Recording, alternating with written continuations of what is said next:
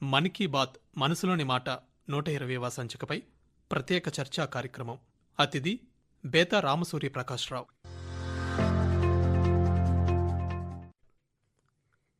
మన్ కీ బాత్ మనసులోని మాట కార్యక్రమంతో ప్రధానమంత్రి నరేంద్ర మోదీ ఆకాశవాణి ద్వారా దేశ విదేశాల్లో ఉంటున్న భారతీయులతో గత కొద్ది సంవత్సరాలుగా మమేకమవుతున్నారు.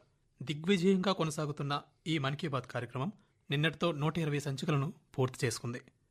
మరి నిన్న జరిగిన మన్ కీ బాత్ ఎపిసోడ్లో ప్రధానమంత్రి ప్రస్తావించిన విషయాలపై చర్చించేందుకు ఈరోజు మనతో స్టూడియోలో ఉన్నారు ఆకాశవాణి విశ్రాంత కార్యక్రమ విభాగాధిపతి బేతా రామసూర్య ప్రకాశ్రావు గారు. ముందుగా వారికి ఈ చర్చా కార్యక్రమానికి స్వాగతం చెబుదాం. నమస్కారం సూర్యప్రకాష్ గారు. నమస్కారం అండి. ప్రధానమంత్రి నరేంద్ర మోదీ గారు నిన్న జరిగిన మన్ కీ బాత్ కార్యక్రమాన్ని భారతీయ నూతన సంవత్సర శుభాకాంక్షలతో ప్రారంభించారు. అవును. ఈ సందర్భంగా భిన్నత్వంలో ఏకత్వం అనే పదాన్ని వాడారు. ఈ నూతన సంవత్సరానికి ఈ భిన్నత్వంలో ఏకత్వం అనే పదానికి గల సంబంధాన్ని మీ మాటల్లో తెలియజేయండి. ఇప్పుడు భారతదేశం అన్నది భిన్నత్వంలో ఏకత్వానికి, ఏకత్వంలో భిన్నత్వానికి ప్రతీక. ఏం చేతంటే మన ఈ సువిశాలమైన భారతదేశంలో రకరకాల మతాలు, రకరకాల భాషల్లో మాండలికాలు, ప్రాంతాల వారీగా సంస్కృతులు, ఇలా విభిన్నంగా ఉన్నప్పటికీ భారతీయత అన్నది ఏకం చేసింది మనుషులు. ఇప్పుడు అందుకోసం మన ప్రధానమంత్రి నరేంద్ర మోడీ గారు ఈ భిన్నత్వంలో ఏకత్వం గురించి ప్రస్తావించడం జరిగింది. అలాగే మన తెలుగువారికి సంబంధించిన ఉగాది అంటే యుగ ఆది, అంటే యుగానికి మొదలు అని కూడా మనం చెప్పుకోవచ్చు. ఈ తెలంగాణ, ఆంధ్రప్రదేశ్ నుంచి చాలా లేఖలు వచ్చాయని, అలాగే మనం ఇందాక చెప్పుకున్నాం కదా, విభిన్న ప్రాంతాలు, విభిన్న భాషలు, వారికి సంబంధించి ఒక్కొక్కరు ఒక్కొక్క విధంగా ఈ ఉగాదిని జరుపుకుంటూ ఉంటారు. దీన్నే కన్నడంలో కూడా ఉగాది అంటారు. ఈ పండగకి సంబంధించిన శుభాకాంక్షలు కూడా వచ్చాయి. కొంకణిలో దీన్ని సంసార్ పర్వ అంటారు. వారు కూడా ఈయనకి, ప్రధానమంత్రి గారికి శుభాకాంక్షలు తెలియజేశారు. మరాఠీలో గుడి పడవ అని అంటూ ఉంటారనమాట. తమిళంలో ఉత్తాండు అని అంటూ ఉంటారు. ఇలా రకరకాల భాషల్లో ఏదైనప్పటికీ ఇది సంవత్సర ఆది అన్నమాట. ఇప్పుడు ఈ నెలలో జరుపుకున్నటువంటి, అంటే నిన్న జరుపుకున్నటువంటి ఉగాది సందర్భంగా ఆయనకు వచ్చినటువంటి వివిధ భాషలకు సంబంధించిన ఉగాది శుభాకాంక్షలు ఈ విధంగా అందజేశారు అని చెప్పి ఆయన కూడా అందరికీ శుభాకాంక్షలు తెలియజేశారన్నమాట. ఇప్పుడిప్పుడే పరీక్షలు పూర్తి చేసుకున్న పిల్లలు రాబోతున్న వేసవి సెలవుల్ని సద్వినియోగం చేసుకోవాలని ఈ మన్ కీ బాత్ ఎపిసోడ్లో ప్రధానమంత్రి గారు చెప్పారు. ఆయన ఇలా చెప్పడానికి గల ఉద్దేశం ఏమై ఉంటుందంటారు? ఏమై ఉంటుందంటే, ముఖ్యంగా పరీక్షలు అన్నవి వేసవి కాలంకి ప్రారంభంలోనే అయిపోతాయి. అందువల్ల ఈ మామూలుగా ప్రతి హాఫ్ ఇయర్లీ ఎగ్జామ్స్ కానీ, క్వార్టర్లీ ఎగ్జామ్స్ కానీ సెలవులు ఇస్తారు పిల్లలకి, కానీ చాలా తక్కువగా ఉండే అవకాశం ఉంటుంది. కానీ ఈ వేసవి తర్వాత సంవత్సరాంతపు పరీక్షలు జరిగిపోతాయి. ఈ వేసవిలో సంవత్సరాంతపు పరీక్షలు జరిగిన తర్వాత తరగతికి వెళ్ళేటప్పుడు ఈ సెలవులు ఉంటాయి చూసావా, ఈ స్పాన్ అనేది చాలా ఎక్కువగా ఉంటుంది. అందుకోసం ఈ పిల్లలు ఈ వేసవి సెలవుల్ని ఏ విధంగా సద్వినియోగం చేసుకోవచ్చు, తన చిన్నతనాన్ని గుర్తు చేసుకుంటూ ఆయన చెప్పడం జరిగింది. ఇప్పుడు చిన్నతనంలో తాతయ్య దగ్గరికి వెళ్ళడం, ఈ సెలవుల్లోనే అమ్మమ్మ గారి ఇంటికి వెళ్ళడం. ఎందుకు వెళ్తాం? ఆటలు, పాటలు నేర్చుకోవడం, తాతయ్య దగ్గర చక్కటి కథలు, నీతివంతమైనటువంటి కథలు నేర్చుకోవడం, అమ్మమ్మ దగ్గర నుంచి చక్కటి మాటలు నేర్చుకోవడం, పిల్లలతో ఆడుకోవడం, అక్కడ పిల్లల్ని కలుపుకోవడం, స్నేహత్వాన్ని వృద్ధి చేసుకోవడం, కొత్త విషయాలు తెలుసుకోవడం, ఇవన్నీ ఈ వేసవి కాలంలో సద్వినియోగం చేసుకోవాలి అనే ఉద్దేశంతో ఆయన పిల్లల్ని ఈ వేసవి సెలవుల్లో ఆడుకుంటూ పాడుకుంటూ చక్కటి విజ్ఞాన ఆర్జన కూడా చేయాలనే ఉద్దేశంతో ఆయన చెప్పడం జరిగిందనమాట.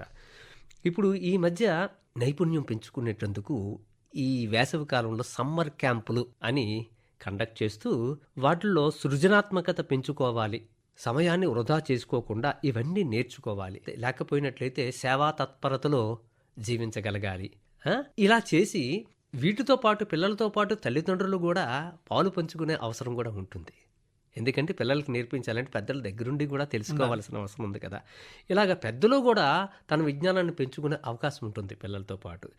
అంతటితో ఆగలేదు. ప్రధానమంత్రి గారు ఏమన్నారంటే, ఈ విధంగా పిల్లలు ఈ వేసవి కాలాన్ని ఏ విధంగా సద్వినియోగం చేసుకున్నారో ఆ విషయాలతో పాటు పెద్దలు కూడా తమ యొక్క అనుభవాల్ని మై హాలిడేస్ అనే హ్యాష్ అనే హ్యాష్ ట్యాగ్లో షేర్ చేయండి. దీనివల్ల ఏంటంటే ఒకరి ఆలోచనలు మరొకరు పంచుకునే అవకాశం ఉంటుంది, తెలుసుకునే అవకాశం ఉంటుంది. ఈ విధంగా షేర్ చేసుకోవడం వల్ల వారి వారి యొక్క విజ్ఞానాలు కూడా పెంపొందించే అవకాశం ఉంటుందని చెప్పి ప్రధానమంత్రి గారు గారు ప్రస్తావించారంటారు. ముఖ్యంగా చెప్పారు. బాగుందండి. అలాగే ఈ వేసవి సెలవుల నేపథ్యంలో మై భారత్ స్పెషల్ క్యాలెండర్ను కూడా నరేంద్ర మోదీ గారు నిన్న మన్ కీ బాత్ సందర్భంగా ఆవిష్కరించారు. అవును, ఈ మై భారత్ స్పెషల్ క్యాలెండర్ గురించి కొంచెం తెలియజేయండి. ఈ మై భారత్ స్పెషల్ క్యాలెండర్ ద్వారా చాలా విషయాలు తెలుసుకోవాలని చెప్పి నిన్న ఆవిష్కరిస్తూ తెలియజేశారు. దీంట్లో జన ఔషధి కేంద్రాలు ఏ విధంగా పనిచేస్తాయి, ఆ కేంద్రాలు అన్నవి ఎక్కడెక్కడ ఉంటాయి, ముఖ్యంగా ఈ జన ఔషధి కేంద్రాలు అన్నవి పెద్ద వయసు వారికి చాలా ఉపయుక్తంగా ఉంటాయి. తద్వారా ఈ జన ఔషధి కేంద్రాల్లో ఇప్పుడు మామూలుగా మనం మెడిసిన్స్ కొంటాం చూసావు, ఆ మెడిసిన్స్కి ఆ ఖరీదులో చాలా తక్కువ ఖరీదుకే, అంటే 20%కే మనకి ఆయా మందులు దొరికే అవకాశం ఉంటుంది. ఇంకా వైబ్రెంట్ విలేజ్ ప్రోగ్రామ్, దీని గురించి కూడా ఈ వివరాలు కూడా దాంట్లో పొందుపరచడం జరిగింది. ఈ వైబ్రెంట్ విలేజెస్ ప్రచారంలో భాగంగా సరిహద్దు గ్రామాల్లో ఒక ప్రత్యేకమైన అనుభూతిని పొందొచ్చని తెలియజేశారు. దీంతోపాటు మీరు ఖచ్చితంగా అక్కడి సాంస్కృతిక మరియు క్రీడా కార్యకలాపాల్లో భాగం కూడా అయ్యే అవకాశం ఉంటుంది. అదే కాదు, అంబేద్కర్ జయంతి రోజున జరిగే మార్చిలో పాల్గొనడం, తద్వారా అసలు రాజ్యాంగం గురించి తెలుసుకోవడం, రాజ్యాంగంలో పొందుపరిచే విషయాల గురించి తెలుసుకోవడం, ఇవన్నీ ఉంటాయని చెప్పి తెలియజేయడం జరిగింది. సూర్యప్రకాష్ గారు, ఈ మన్ కీ బాత్ ఎపిసోడ్లో నీటి సంరక్షణ అనే అంశాన్ని ప్రధానమంత్రి ప్రస్తావించారు. ఈ నీటి సంరక్షణ ప్రాముఖ్యత గురించి మా శ్రోతలకు కొంచెం వివరించండి. జల సంరక్షణ అనేది చాలా ముఖ్యం. ఎందుకంటే ఈరోజు మనకి కాస్తో కూస్తో నీరు లభ్యమవుతుంది, దాన్ని మనం ఆస్వాదిస్తున్నాం. అలాగే వాటిని సంరక్షించడం వల్ల భావితరాల వారికి కూడా అందించే అవకాశం ఉంటుంది. అంటే జల సంరక్షణ యొక్క ఆవశ్యకతను గురించి ఆయన తెలియజేయడం జరిగింది. ముఖ్యంగా క్యాచ్ ద రెయిన్, దీన్ని ఈ నానుడిని ప్రచారం చేయాలని చెప్పి ఆయన ముఖ్యమైన ఉద్దేశం. వర్షపు నీటిని ఒడిసిపట్టడం, అది క్యాచ్ ద రెయిన్ ప్రోగ్రామ్ అన్నమాట. వర్షాలు పడుతుంటాయి, ఆ వర్షపు నీటి బొట్టులను మనం ఏ విధంగా సంరక్షించుకుంటే భావితరాలకు మనం కొంతవరకు నీటి ఎద్దడిని తగ్గించే అవకాశం ఉంటుందని చెప్పి ఆయన చెప్పారు. అయితే దీన్ని మన పల్లెటూరులో కానీ మన పాతతరం వాళ్ళు కానీ ఇంకుడు గుంటలు అని మనం వాళ్ళు చేసేవారు. అదే కాకుండా మన ఇంట్లో మన పిల్లలకు, మన ఇంట్లో ఉన్న కుటుంబ సభ్యులకు మనం అబ్జర్వ్ చేస్తూ ఉండాలి, ఎంతవరకు నీటిని వృధా చేస్తున్నారు. Optimum utilization of water resources అన్న దాని మీద ప్రతి ఇంట్లో కూడా ప్రతి వ్యక్తికి కూడా అవగాహన కలిగి ఉండడం ఎంతో మంచిది. ఎందుకంటే నీరు అన్నది మనం రక్షించుకోవాల్సినటువంటి అవసరం ఉంది. రైతులకు కానీ పంటలకు కానీ ముఖ్యంగా త్రాగునీటికి నీటి చుక్క లేక ఎన్నో గ్రామాలు ఎంతో ఇబ్బందులు పడుతున్నాయి. మరి వారందరికీ మనం అందించగలగాలి కదా.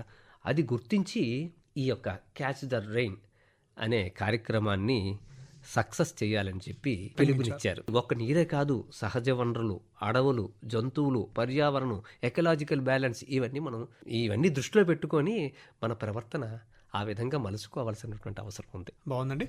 అలాగే ఈ నీటి సంరక్షణ అనేది ప్రభుత్వ బాధ్యత మాత్రమే కాదు, సామాజిక బాధ్యత అని కూడా ప్రధానమంత్రి గారు చెప్పారు. అందులో భాగంగా కర్ణాటకకు చెందిన ఒక ఉదాహరణ కూడా ఆయన ప్రస్తావించారు. దాని గురించి ఒకసారి తెలియజేయండి.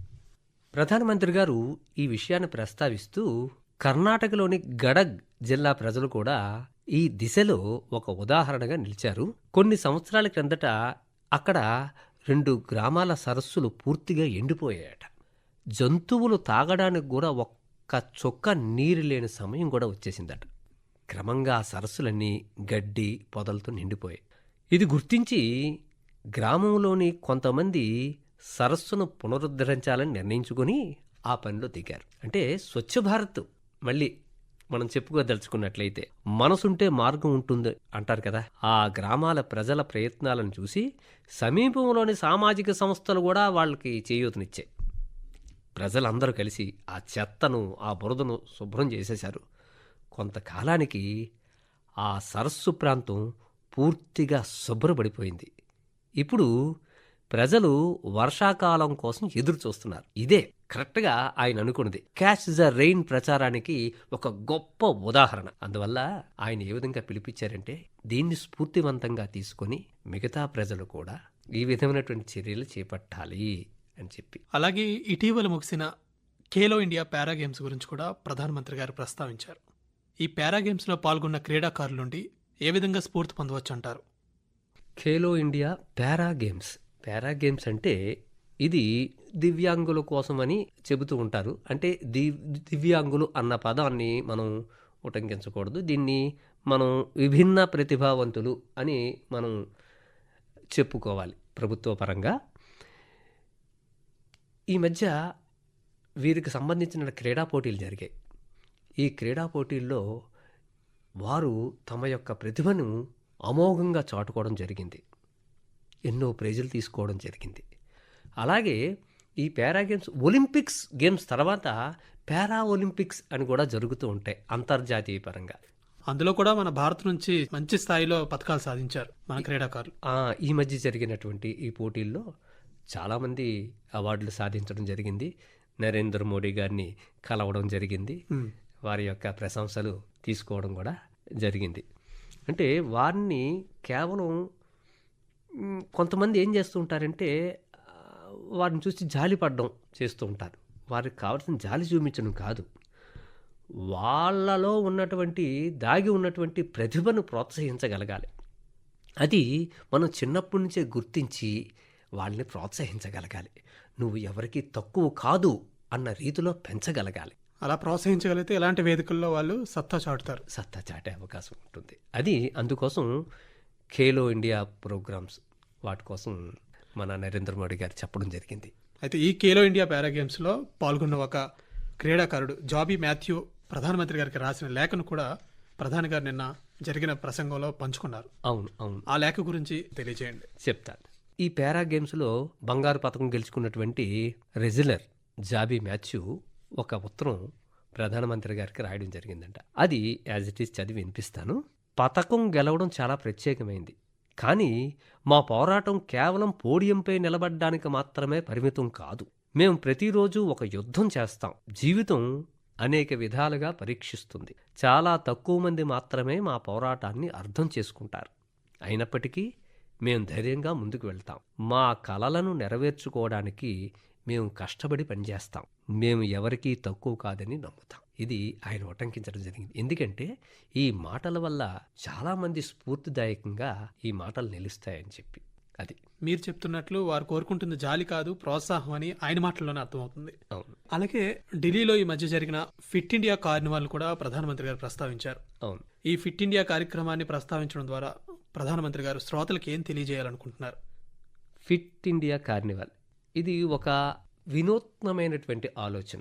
ఇది ఢిల్లీలో జరిగింది.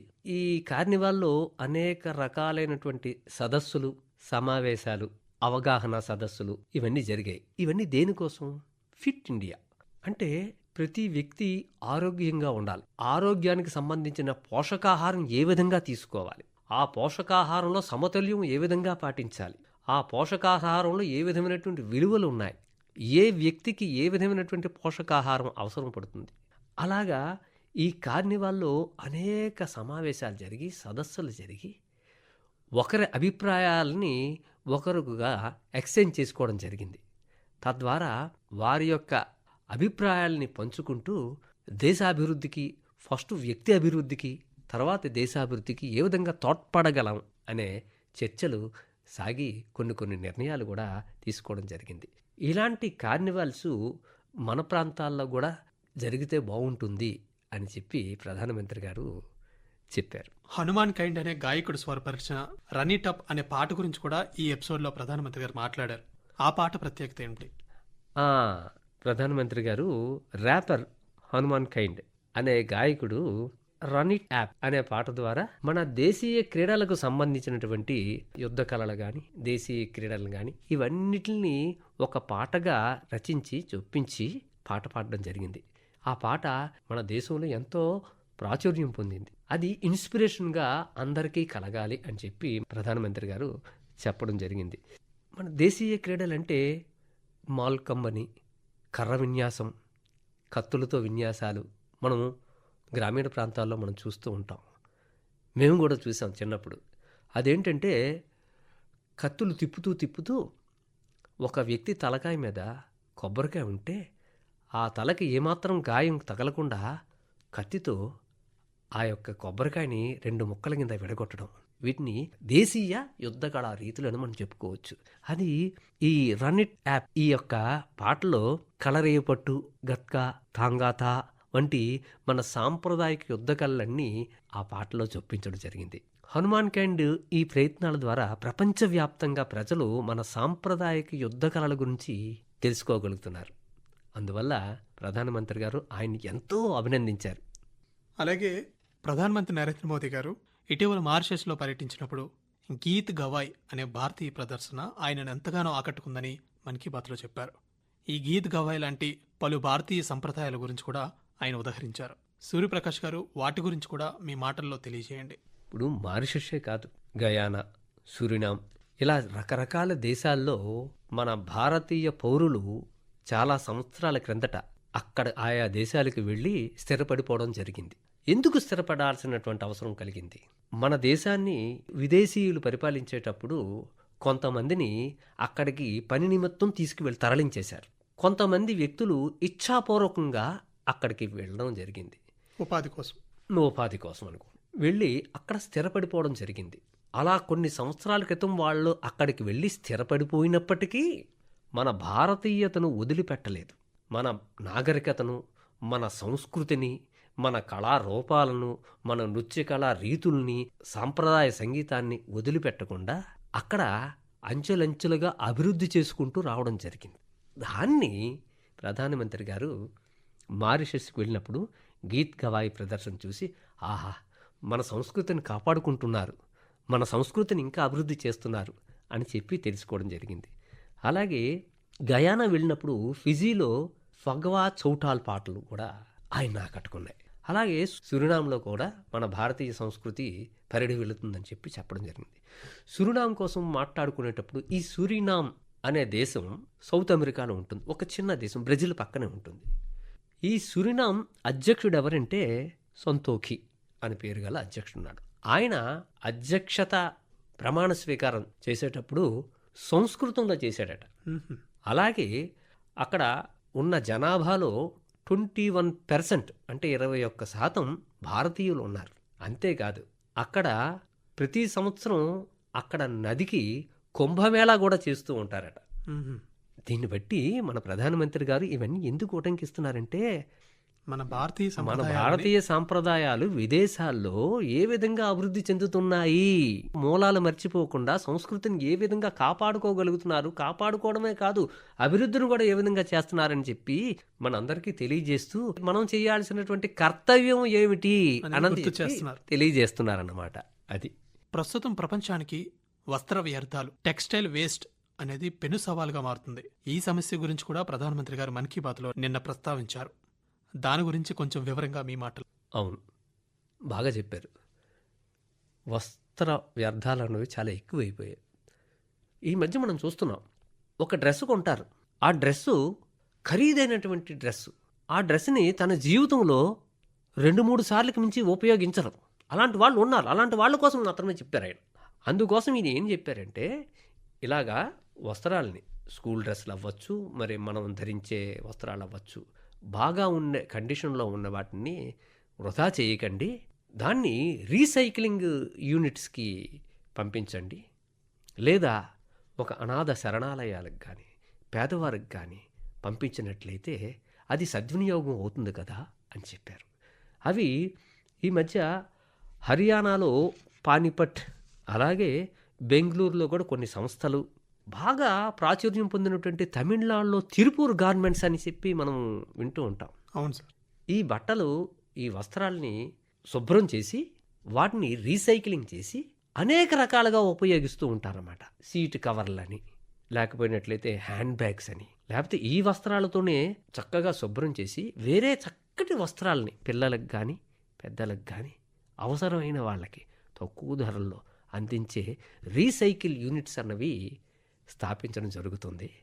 వాటికి అందించినట్లయితే ఈ సమస్య నుంచి పరిష్కారం లభిస్తుందని చెప్పి మన ప్రధానమంత్రి గారు చెప్పడం జరిగింది. అలాగే మన భారతదేశంలో లభ్యమయ్యే మహువా పువ్వుల గురించి కూడా ఆయన ప్రస్తావించారు. ఈ మహువా పువ్వుల ప్రత్యేకత ఏమిటి?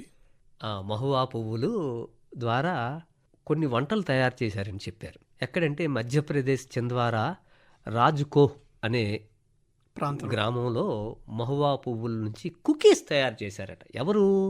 ఒక 4 ఆదివాసీ స్త్రీలు తయారు చేశారు కుకీస్.